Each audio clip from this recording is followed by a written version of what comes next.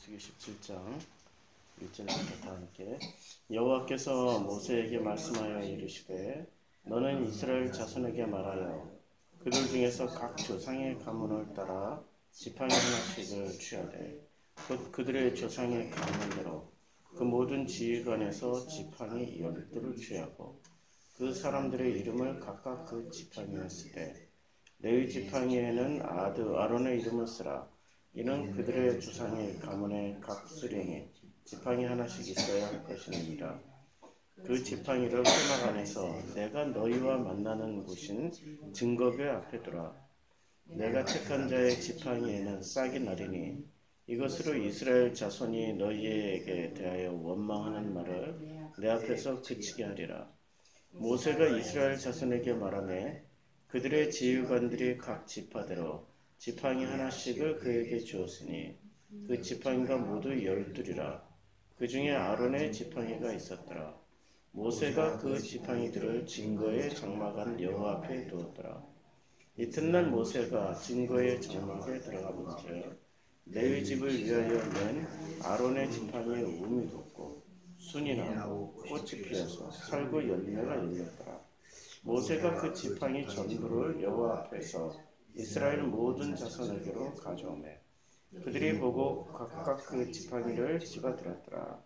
여호와께서 또 모세에게 이르시되 아론의 지팡이는 증거궤 앞으로 도로 가져다가 거기 간직하여 반역한 자에 대한 표징이 되게 하여 그들로 내게 대한 원망을 그치고 죽지 않게 할지니라. 모세가 곧 그같이 하되 여호와께서 자기에게 명령하신 대로 하였더라. 이스라엘 자손이 모세에게 말하여 이르되 보소서 우리는 죽게 되었나이다. 망하게 되었나이다. 다 망하게 되었나이다. 가까이 나아가는 자, 곧 여호와의 성막 가까이 나가는 자마다 다 죽사오니 우리가 다 망하여야 하리이까. 아멘. 17장 전체는 이 지팡이 이야기입니다. 17장 1절은 1장부터 10장까지의 패턴을 그대로 따라서 여호와께서 모세에게 말씀하여 이르시되 라는 그 패턴을 그대로 따릅니다. 그것은 각 지파와 종족 가문을 따라서 지금 히브리들을 이스라엘로 세우는 그 모습을 연장선상에서 보여주고 있는 그런 장면입니다. 바로 17장 이전에는 여러 가지 반역 사건들이 있었는데 그 중에 가장 큰 반역 사건이 바로 고라 자손의 반역 사건이었습니다. 고라와 르벤의 반역 사건으로 250명이 불타 죽었고 또 그의 가족들은 그 자리에 생매장 되어버리는 비극적인 사건을 겪게 됐습니다. 이스라엘은 이 12지파가 언제나 하나가 되었던 게 아닙니다. 다윗과 솔로몬 시대에만 이스라엘이 하나의 국가로 존재하고 있었지 그 이후에는 두 개의 왕국으로 분열되어 있었습니다. 북이스라엘, 남유다 이렇게 대변되죠. 이렇게 두 개의 왕국으로 분열되어 있었던 이스라엘, 어쩌면 그 기질이 진돗개의 근성 같죠. 항상 대장이 있으면 그 대장에게 도전장을 내밀고 끊임없이 서열이 정해져도 자기가 1등이라고 싸우고 있는 그 진돗개처럼 이스라엘 민족이 꼭 똑같습니다. 한국 사람들하고. 이 공통의 적이 없으면 죽도록 자기네들끼리 치고받고 싸우는 게 이스라엘 족속입니다. 그러한 모습이 광야에서 수도 없이 반복이 되고 되풀이 됩니다. 그래서 2절에 보면 너는 이스라엘 자손에게 말하여 그들 중에서 각 조상의 가문을 따라 지팡이 하나씩을 취하되 곧 그들의 조상의 가문대로 그 모든 지휘관에게서 지팡이 12를 취하고 그 사람들의 이름을 각각 그 지팡이에 쓰라고 그랬습니다. 이거는 1장의 모습에 살짝 좀 뭐가 달라요. 1장에서 보면 1장 2절에 너희는 이스라엘 자손의 모든 회 중 각 남자의 수를 그들의 종족과 조상의 가문에 따라 그 명수대로 계수할지니라. 종족과 조상의 가문에 따라라고 1장 2절에서는 이렇게 말씀하십니다. 종족과 조상의 가문에 따라. 여기서 종족이 빠졌어요. 17장 2절에서는. 그냥 각 조상의 가문을 따라. 그래서 지팡이 하나씩을 취하는데 그 가문대로 그 모든 지휘관에게서 그 가문에 따라 모든 지휘관에게서 그러면 이 가문이 12지파만을 의미하는 거냐? 아니면 각 지파 르벤 자손의 각 가문에 따라 우리 정시만 하더라도 하동정시, 동래정시, 물래정시 엄청 그 가문이 여러 개로 나뉘어져 있거든요. 그런 그 정씨 집안에 수많은 정씨들이 존재하는 것처럼 르벤 집안에 수많은 르벤들이 존재하고 있었고요. 레위 안에 수많은 레위들이 존재하고 있었던 거죠. 그 말씀이죠. 그래서 1장에서 히브리를 이스라엘로 만들 때는 종족과 가문에 따라 종족과 조상의 가문에 따라라고 그랬는데 여기 종족을 빼버리고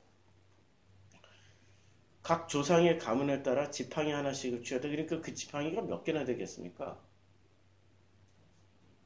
예, 우리는 그렇게만 생각하겠죠. 13개라고. 더 많을 수도 있어요. 그런데 여기 보니까 딱 그 모든 가문들을 하나로 통일시켜 버렸습니다. 원래는 하동정씨 대표, 동래정씨 대표, 뭐 해주정씨 대표, 뭐 이렇게 수도 없이 많은 가문들이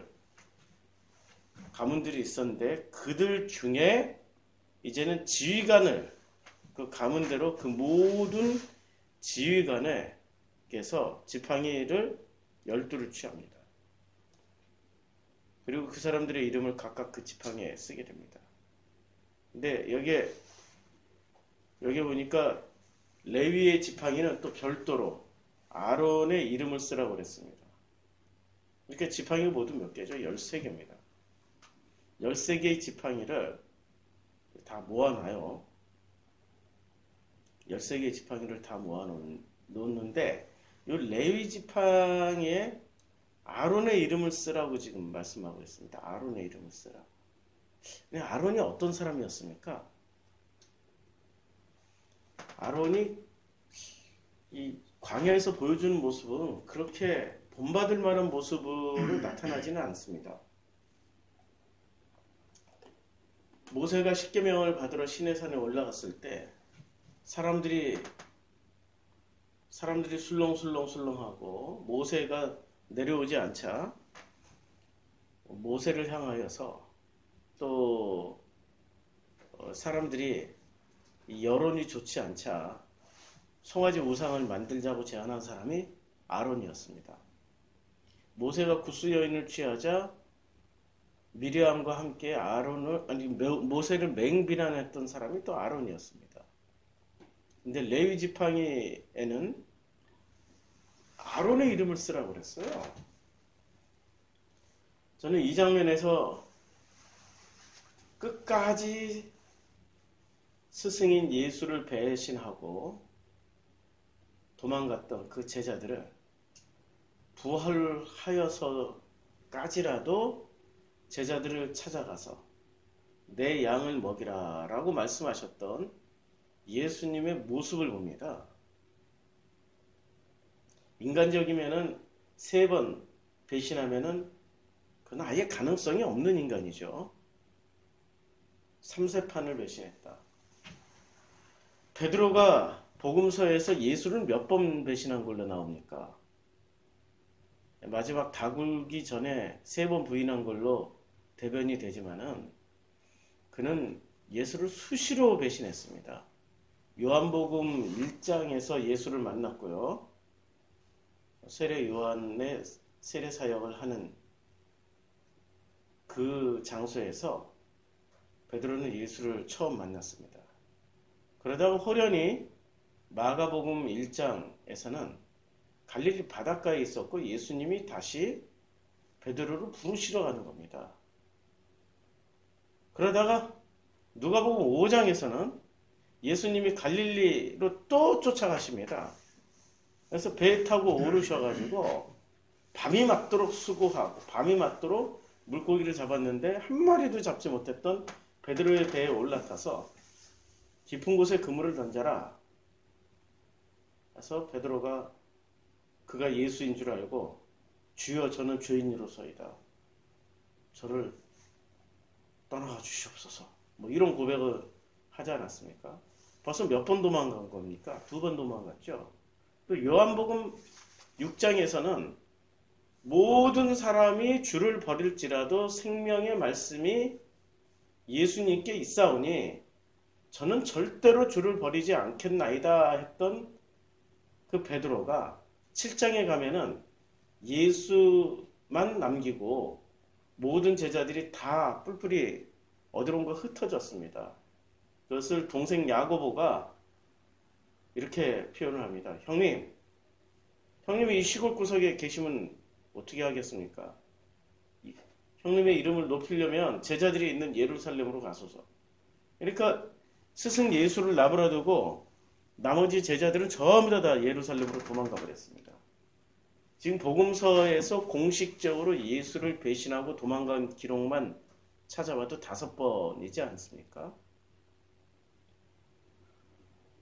우리는 3세판이면은 스트라이크 아웃이라고 해서 이 세상 법도 구제불능으로 낙인 찍어버립니다. 이게 바로 우리들 모습 아닙니까? 끊임없이 하나님을 사랑한다 하면서 우리는 끊임없이 나 중심적으로 살아갑니다. 결정적일 때 내가 어느 쪽으로 기울여지는지를 보면 됩니다. 선택할 때 내가 예수를 선택하는 건지 나를 선택하는 건지. 그래서 예수 버리고 도망가고 또 다시 갈릴리 바닷가로 예수님 쫓아가시고 예수 버리고 도망가서 기껏 도망가봐야 또 갈릴리 바닷가로 도망갑니다. 기껏 도망가야 또 갈릴리 바닷가, 기껏 도망가야 갈릴리 배 안에. 우리는 기껏 도망가야 어디로 도망가냐면 나 자신이나 내 가족이나. 결국 선택의 기준이 변하지 않는 거예요. 부활 후 예수님을 만났던 그 제자들은 선택의 기준이 바뀌었습니다. 내가 아니라 이제는 아버지의 나라와 그의 영광을 위해서 본토 친척 아비집을 떠나 갈릴리 중심으로 오직 내 고향 내 가족을 챙기던 그 사람들이 갈릴리와 예루살렘과 온 유다와 사마리아와 땅끝까지 이르러 증인이 되었습니다. 우리들의 모습을 한번 보시라고요. 우리가 무엇을 선택하고 있는지 지금 이 순간에. 이렇게 설교하니까 목사님이 옛날에는 그렇게 설교하지 않았는데요. 옛날에는 너 자신을 즐기고 최선을 다하라고요. 애굽의 물을 빼느라고 그랬어요. 애굽에서 강조했던 그 교회 중심, 말씀 중심, 목사 중심 이걸 빼고 그리고 나서 나라는 존재를 명확하게 인식을 하고 난 후에 그 다음에 내가 내 자의식을 가지고 공포나 두려움이나 어떠한 그 여러 가지 위협들 하지 않습니까? 이 회장님 시스템에서는 그러한 자기가 자기 생각을 할 수 없는 구조, 애굽의 구조에서 나왔으면 광야에 나왔으면 그 물이 다 빠지고 난 후에 비로소 내가 누군지를 알게 된 그 사람들은 이제는 무엇을 선택해야 될지를 명확하게 해야 되는 거죠. 광야에 나와서는 하나님을 선택할 것이냐 아니면 내 가족, 내 고향을 선택할 것이냐 둘 중에 하나입니다.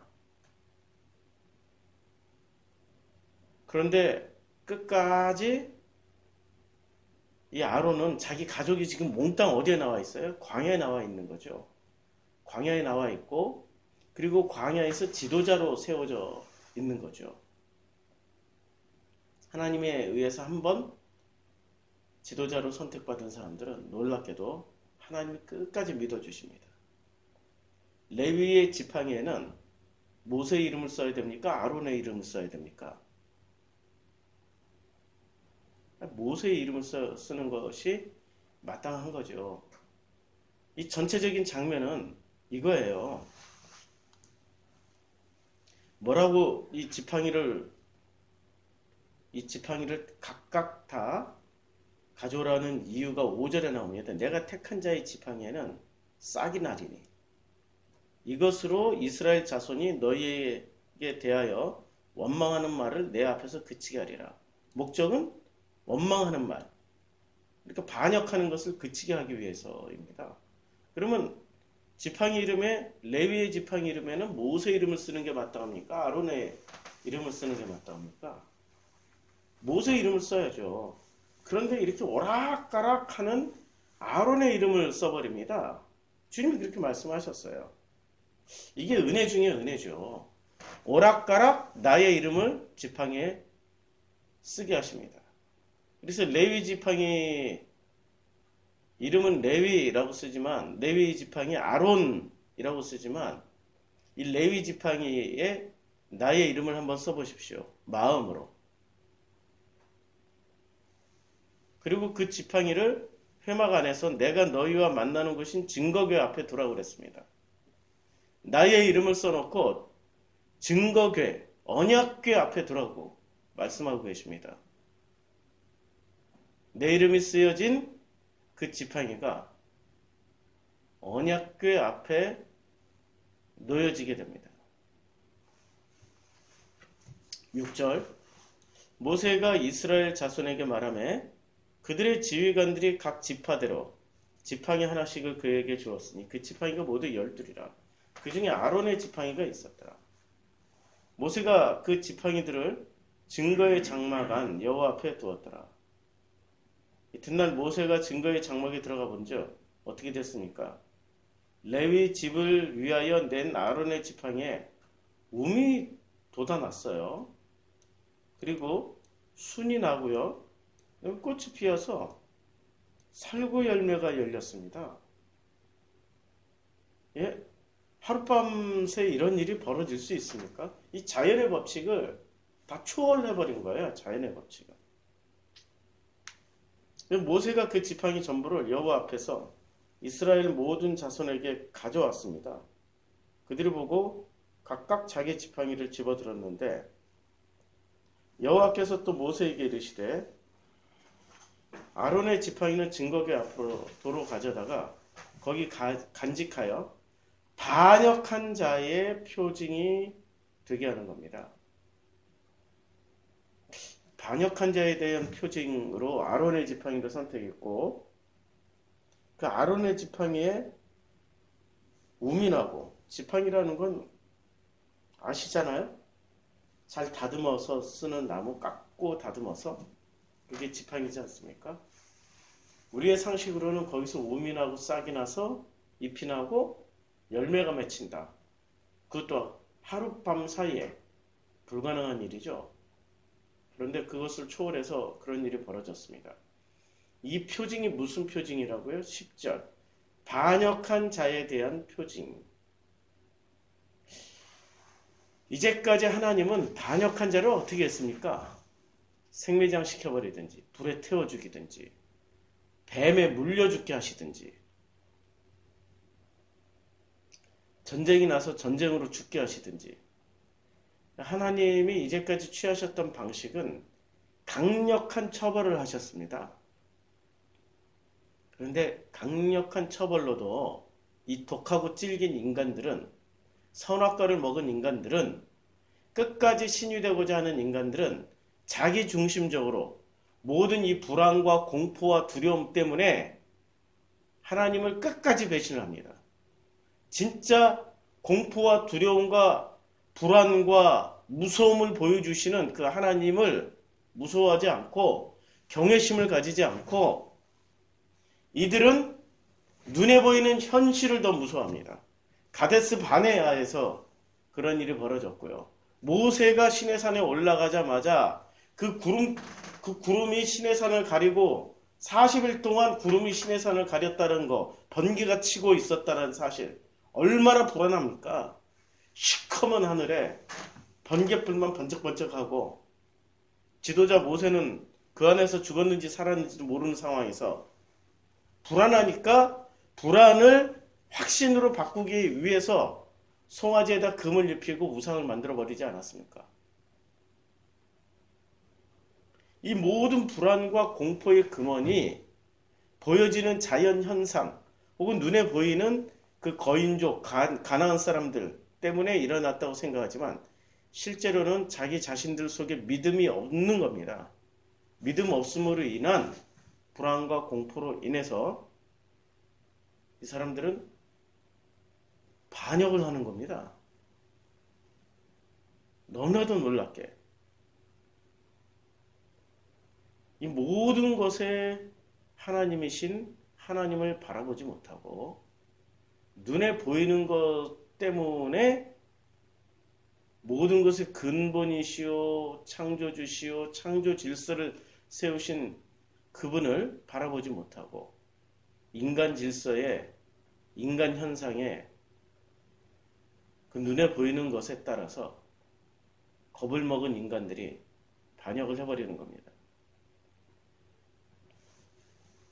그래서 여호와께서 또 모세에게 이르시되 아론의 지팡이는 나머지 지팡이들은 도로 집으로 돌려보내고 각 지파별로 돌려보내고 아론의 지팡이는 증거궤 앞으로 도로 가져다가 거기 간직하게 됩니다. 이것을 히브리서에서는 증거궤 안에 들어가는 세 가지 중에 하나로 기록을 하고 있습니다.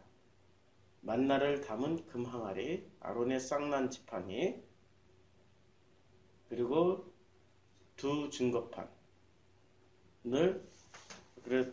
덮개 안에 넣어놓고 간직하는, 그게 히브리서에서 나옵니다. 거기에 가져다가 간직하여 반역한 자에 대한 표징이 되게 합니다. 그들로 내게 대한 원망을 그치고 죽지 않게 하려고 하시는 아버지의 본심이 나오는 겁니다. 원망을 그치고 죽지 않게 하는 겁니다. 그러니까 이 말씀을 거꾸로 말하면 원망을 하면 죽는다라는 거죠. 하나님에 대한 원망을 하면 죽는 겁니다. 상황과 조건은 늘 우리를 원망하거나 불안하게 만들거나 힘들게 할 수 있습니다. 이번에 부산과 대구 신방을 다녀왔습니다. 일정이 얼마나 빡빡한지 첫째 날 도착하자마자 3시부터 시작해서 새벽 2시까지 공식 일정을 가지고 또 그 후에 비공식 일정으로 새벽 2시부터 4시 반까지 밤을 샜어요. 그렇게 갈급하시더라고요. 그리고 만나는 성도님들마다 얼마나 그 갈급함이 정말 그 장소에서 어쩔 수 없는 생업 때문에 그 만남의 장소를 벗어나는 그분들의 그 마음은 정말 그 갈급함이 마음 깊숙이 느껴질 정도로 절절했습니다. 만나는 성도님들 중에 어떤 분들은 처음 만나자마자 눈물이 시작돼서 마지막 헤어지는 순간까지 눈물로 아쉬운 작별을 했던 성도님들이 계셨고요. 그 간절함, 우리들에게 그런 간절함만 있으면 되는 겁니다. 간절함, 애절함, 그런 마음이 있으면 우리 주님은 반드시 우리에게 어떤 것들을 반드시 약속해 주시고 그 약속을 반드시 성취해 주십니다. 우리 주님의 약속이거든요.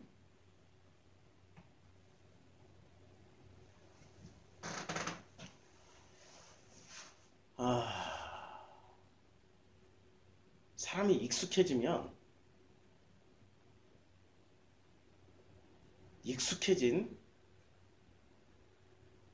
그 관계를 소중하게 생각하는 게 아니라 또 새로운 관계를 찾아 나서는 거예요. 내 거다 생각하게 되면 내 것을 소중하게 여기지 않고 남의 것을 탐하는 거죠. 내 이웃의 아내를 탐하지 말라. 이게 탐심이란 말입니다. 인간이 이상하게 가장 익숙하고 편안한 것에 대한 소중한 가치를 자꾸 소홀히 하는 거예요. 결핍과 상처와 아픔이 있는 인간들은 그 결핍과 상처와 자신의 어떤 것들을 끊임없이 여기저기 이 사람 저 사람을 통해서 확인을 하려고 하는 겁니다. 그 확인을 하려고 끊임없이 자기 몸을 팔았던 호세아의 아내를 고멜과 같은 그런 짓을 하게 되는 거죠. 그것을 성경에서는 자기 자신에 대한 확인받음, 그 과정의 모든 것을 고멜이라고 이야기를 하는 겁니다. 그걸 음란하다고 말하는 거고요. 하나님 한 분이면 되는 거죠. 그런데 그렇게 여기저기 자기 알아주고 자기를 인정해달라고 나를 어떻게 해달라고 여기저기 몸을 팔던 고멜과 같은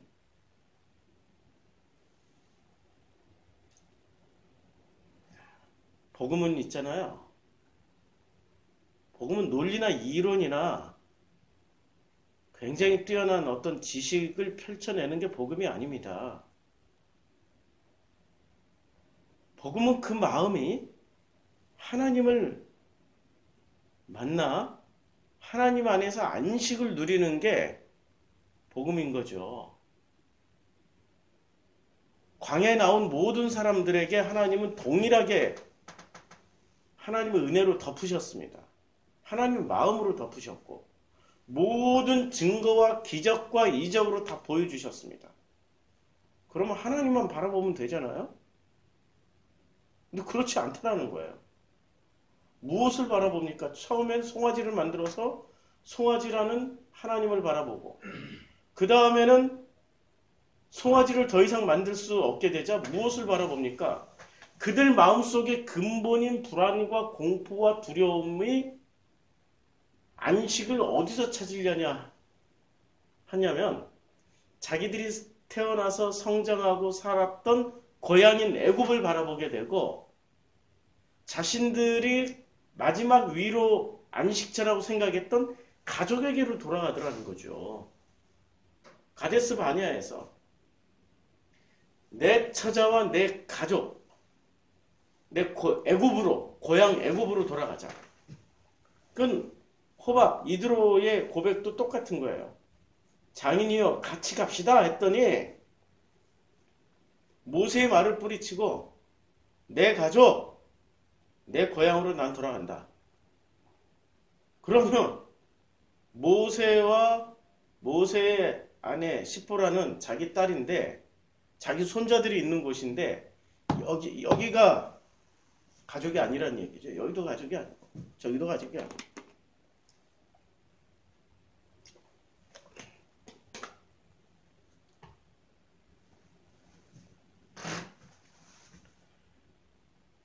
인간의 본질은 이런 거죠. 인간의 본질은 조금이라도 마음에 안 들면 야 누가 진짜 복음을 얘기한다더라. 야 거기 진짜 끝내준다고 끝내주는 무슨 원어로 그렇게 잘 풀고 어쩌고 저쩌고 결국엔 그리로 훌라덩 가버리는 거죠. 주님이 이렇게 기적과 이적을 보여주시는 데는 이거예요. 그들로 내게 대한 원망을 그치고 죽지 않게 합니다. 꼭 떠날 때는 원망하고 떠나요. 원망을 그치고 죽지 않게 할지니라. 죽은 나무에서 우미 나고 싹이 나고 잎이 나서 꽃이 피고 살구 열매가 열렸더라.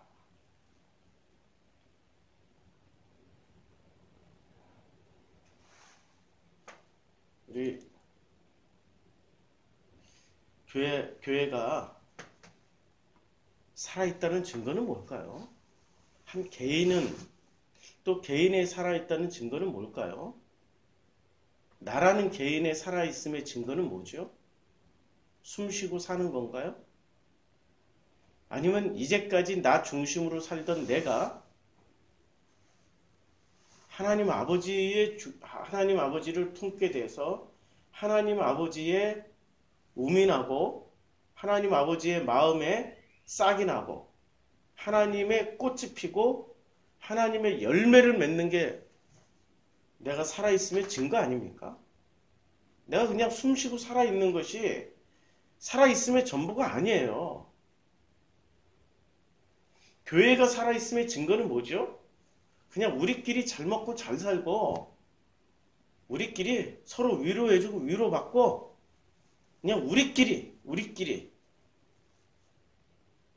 그럼 밖에 있는 우리는 누구예요? 저 수많은 사람들은 저 이방 족속들은 저들은 이방인이니까 예수 그리스도 모르니까 천벌받아 죽어도 돼. 이런 식의 사고방식을 가졌던 게 그 기독교 아닙니까? 그런데 교회가 살아있음의 증거는 이런 거 아닐까요? 교회 다 죽어 있는 것처럼 보였던 교회에서 그 마른 지팡이에서 우민하고 싹이 나고 하나님이란 꽃이 피고 하나님이란 열매를 맺어서 이웃과 함께 나누어 먹는 겁니다. 교회 공동체에서 그런 꽃이 피고 열매가 맺어서 그것을 이웃과 함께 나눠 먹다 보니 그 공동체가 날마다 흥왕하며 날마다 그 숫자가 더해지며 그 공동체 안에서 마음을 쏟아놓고 마음이 서로 통용이 되며 순전한 기쁨과 감사가 날마다 넘쳐나며 이웃이 사도행전 2장에 나오는 말씀처럼 이웃이 칭송이 자자해지는 게 살아있음의 증거 아닙니까? 그런 목적 자체도 상실해버리고 그냥 우리끼리만 그게 우리라는 이기적인 집단이 돼버리면 그건 더 이상 우리가 아니죠. 하나님의 대적자가 되는 거죠.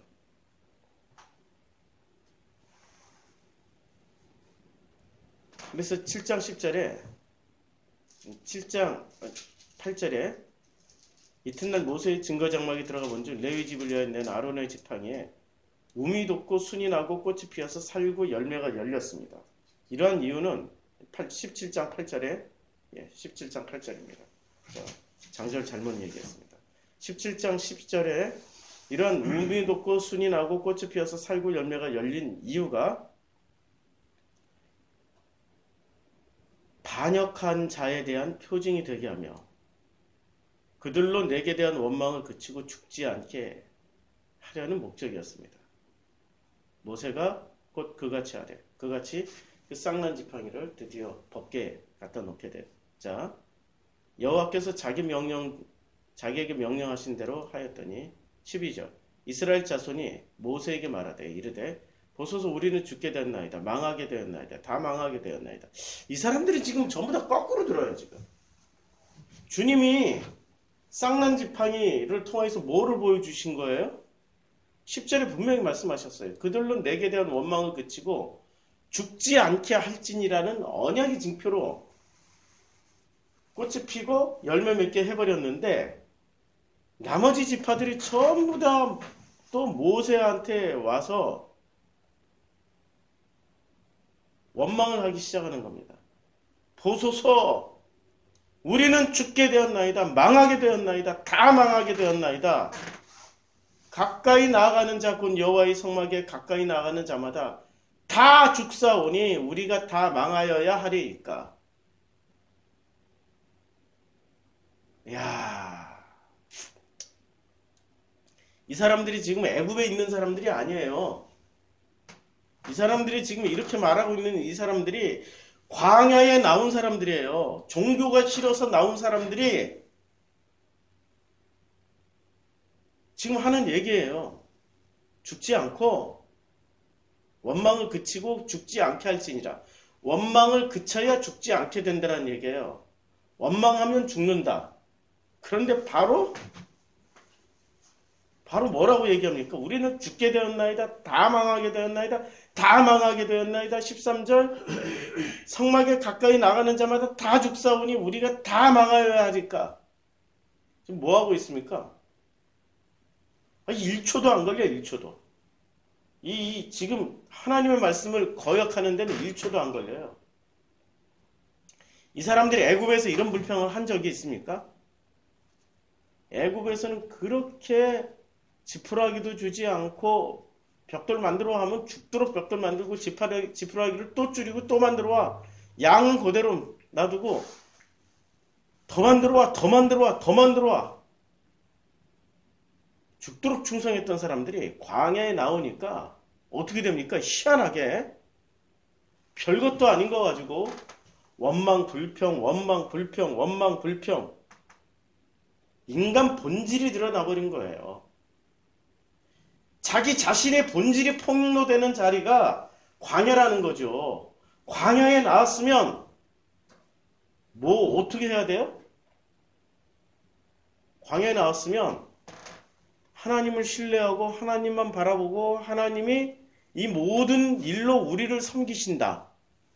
그래서 광야에 나와서 죽는 것이 애굽에서 죽는 것보다 100배 유익하다.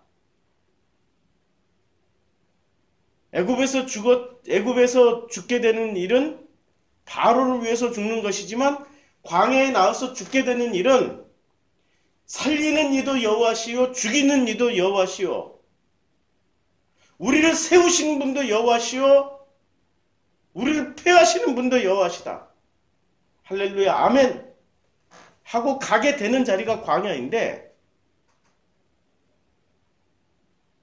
애굽에서는 불평불명 한마디도 안 하던 인간들이 하나님이 기적을 보여주면 그 기적 때문에 또 불평불만을 해버려요. 세상에 기적 앞에서 무릎을 꿇어버려야 되는데 하나님이 기적을 보여주시는 이유는 살려주시려고 기적을 보여주시는 거잖아요. 그것과 반대로 불평불만 터뜨려버리는 겁니다. 현재 진행형이죠. 이게 지금 광야에서만 일어나는 게 아니라 모든 광야교회에서 일어나고 있는 보편적인 현상들입니다. 그러면 이쯤 되면은 이 사람들의 정체가 궁금하죠. 도대체 왜 이 지경까지 이렇게 극악무도하게 원망하게 될까요? 이 이집트 미츠라임은 어떤 구조로 이루어져 있어요? 바로도 선악의 대표, 선악의 왕이고 백성들도 선악과를 다 따먹은 사람들은 아니었습니까? 선악구조 안에서는 선악구조가 불평불만이 없는 거예요. 근데 광야로 나오는 순간 생명이신 여호와 구조로 바뀌는 거예요. 생명이신 여호와 구조로 바뀌면서 자기 안에 있는 선악구조가 폭로되고 드러나는 자리가 되어버리는 게 광야 아닙니까? 창세기 1장에 빛이 있으라. 빛이 있게 되니까 어떤 일이 벌어집니까? 빛과 어둠이 나누어지게 되는 겁니다. 빛이 어둠을 비춰버리는 거예요. 그러면 아주 간단하게 빛이 들어왔을 때 빛이 어둠에 어둠을 비춰 어둠에 감추었던 것들이 다 드러났을 때 아주 간단하게 무릎 꿇고 죄인입니다. 잘못했습니다. 용서해 주세요. 이러면 끝날 일을 끝까지 어둠 속에 숨으면서 빛, 너 더 이상 오지 마. 너 때문에 내가 다 죽게 됐잖아. 더 이상 빛이 내게 오는 것을 허락하지 말아줘. 제발 막아줘. 지금 이런 장면입니다. 이게 다 망하였다. 다 망하게 되었나이다. 우리는 죽게 되었나이다. 망하게 되었나이다. 다 망하게 되었나이다. 성막에 가까이 나가는 자마다, 이 빛에 가까이 나가는 자마다 다 죽사오니 우리가 다 망하여야 하리이까. 예수 그리스도가 오시는 목적이 뭡니까? 살리기 위해서 오셨어요. 근데 살리려면은 중환자가 살아나는 길은 무슨 방식, 무슨 방법? 예수가 말씀했잖아요. 아픈 자에게라야 의원이 필요하고 건강한 사람에게는 의사가 쓸데없다고. 우리는 다 중환자들이었어요. 빛이 들어오기 전까지는. 빛이 비추기 전까지는 내 안에 있는 골마 터지고 구데기가 바글바글하고 벌레 먹은 썩어버린 이 상처들이 보이지 않았던 것 뿐이에요. 빛이 들어오니까 구데기가 보이고 살이 썩고 뼈가 문드러지고 다 드러난 우리의 휘감 몰골이 드러나니까 도로 어둠으로 넣어주세요. 보이니까 너무 끔찍하네요. 죽을 것 같아요. 예수님은 치료하러 오신 거예요. 살리기 위해서는 상처를 드러내야 되고 그 상처를 수술받아야 되는 겁니다. 예수 그리스도가 오신 목적이 그거예요. 광야에 나온 목적이 그겁니다. 첫째 날부터 여섯째 날로 만들어지는 자리가 광야예요. 빛이 있어야 되는데 빛이 들어오니까 아우성을 치는 거죠. 그래서 18장 1절 미리 오늘 한 절 미리 보죠. 18장 1절에 보면 여호와께서 아론에게 이르시되 너와 내 아들들과 내 조상의 가문은 성소에 대한 죄를 함께 담당할 것이요 너와 내 아들은 너의 제사장 직분에 대한 죄를 함께 담당할 것이니라. 지금 여기서 성소에 대한 죄라고 얘기를 했어요. 성소가 죄가 있습니까? 이게 난해 구절이 되어버리는 거예요. 문맥 없이 이것만 딱 읽으면 성소에 대한 죄. 어떻게 성소가 죄를 가져요? 불가능하죠? 두 번째, 내 아들들은 너희 제사장 직분에 대한 죄. 제사장의 직분에 대한 죄. 제사장이란 직분을 가지게 되면 죄라는 거예요. 성소 자체도 죄라는 얘기예요. 18장 1절만 보면 설명이 안 되죠. 그런데 17장 전체를 보면 이해가 되죠. 아론의 쌍난 지팡이는 무엇의 대표입니까? 12지파의 대표 아니에요. 근데 12지파는 어떤 지파예요? 반역의 상징이란 말이에요. 더 이상 반역하지 않게 하기 위해서 아론의 그 마른 지팡이에 싹이 나고 꽃이 피어 열매를 맺게 해버린 겁니다. 그것을 지금 어디다 갖다 놨어요? 성소. 그 법궤에다 갖다 놨어요. 법궤가 무엇을 품은 겁니까? 죄를 품어버리는 겁니다. 그러니 성소에 대한 죄.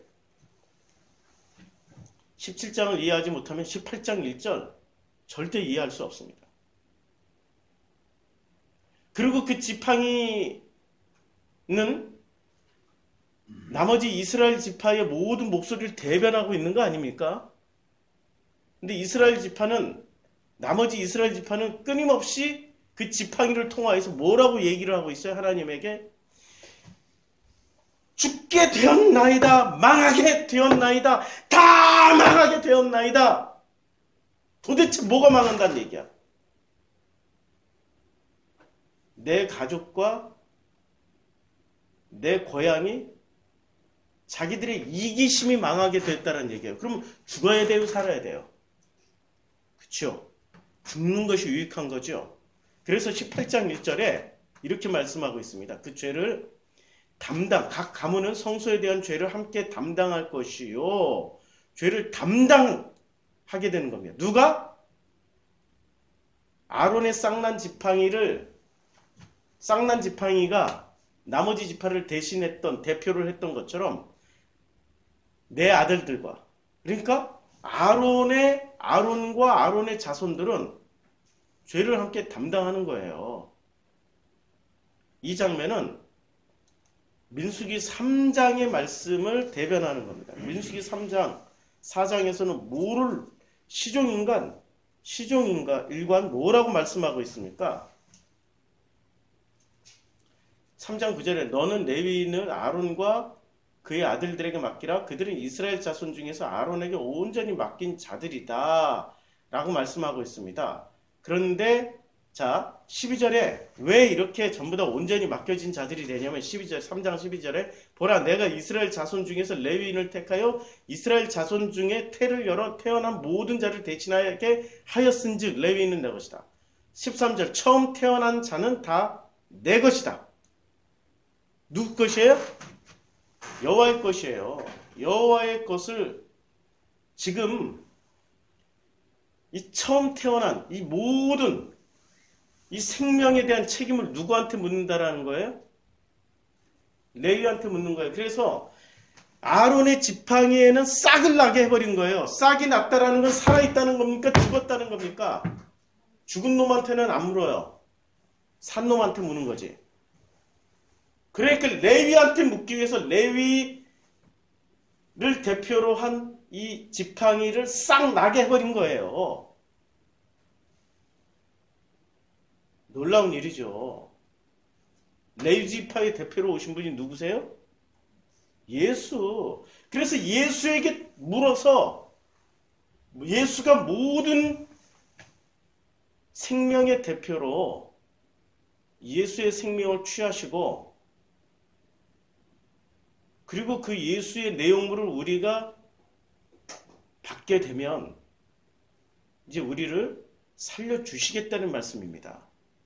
이런 놀라운 의미를 담은 이 지팡이 사건을 보고서도 이스라엘 백성들은 뭐라고 얘기를 해요? 그거 배우는 자리가 광야란 말이에요. 그거 배우는 자리 광야에서 뭐라고 얘기를 합니까? 17장 12절 13절 보소서 우리는 죽게 되었나이다. 당연히 죽어야죠. 근데 안 죽으려고 하니까 터져나오는 불만과 불평, 원망이 이렇게 나오는 거죠. 망하게 되었나이다. 다 망하게 되었나이다. 여호와의 성막에 가까이 나가는 자마다 다 죽사오니 우리가 다 망하여야 하리까.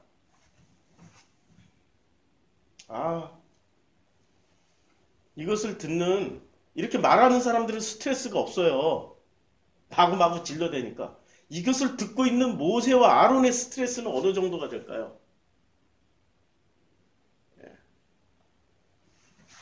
그런데 뭐 그런 스트레스를 받고 있으면서도 모세는 언제나 그런 원망을 하는 사람들을 쪽을 향해서 어떻게 했습니까? 엎드려서 고개를 숙입니다. 그러니 그는 세상에 가장 온유한 자가 되는 거죠. 예수는 어떻게 했습니까? 그 배반하고 떠난 사람들을 끝까지 찾아갑니다. 그리고 나서 뭐라고 말씀하세요? 그들이 절대로 하지 않으려고 하는 짓거리, 절대로 하지 않기 위해서 배신을 했던 그 일을 끝까지 주님은 가서 맡기십니다. 내 양을 치라. 내 양을 먹이라. 내 양을 먹이라. 그리고 예 그리하겠나이다 라고 대답했을 때 너희는 온 유대와 예루살렘과 사마리아와 땅끝까지 이르러 내 증인이 되라 하고 말씀하시고 하늘로 가버리셨습니다. 그들이 진짜로 하기 싫어하고 절대로 하기 싫어했던 그래서 그 일을 안 하려고 끊임없이 도망가봐야 다 자기 집으로 자기 가족에게로 도망가고 그거 잃기 싫어서 그거 챙기려고 도망가고 주님은 집요하게 쫓아가서 집요하게 말씀하십니다.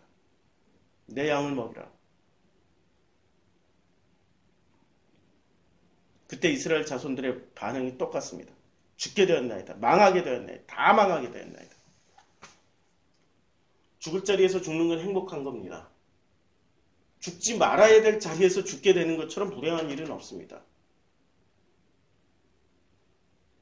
예수는 그래서 윤동주 시인은 행복한 사나이 예수라고 그의 시에서 표현했습니다. 죽게 될 자리에서 죽게 된 예수는 행복한 사나이입니다. 한번 태어나는 것도 하나님의 이치요.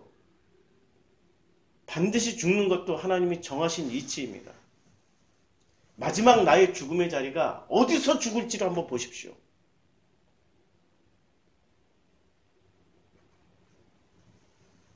하나님 품 안으로, 하나님 품 안에서 죽기를 간절히 소원합니다. 시간 다 함께 기도하고 자유롭게 기도하시다가 이렇게 가시길 바랍니다.